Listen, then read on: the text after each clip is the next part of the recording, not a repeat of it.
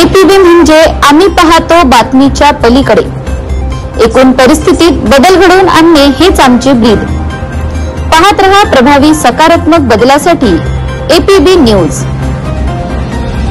जुनी वस्ती मोहम्मदिया फ्लॅट येथून निघालेल्या जश्न ईद मिलादुन्नबी निमित्त शोभायात्रा जुलूसचे महाराजा चौकात जंगी स्वागत।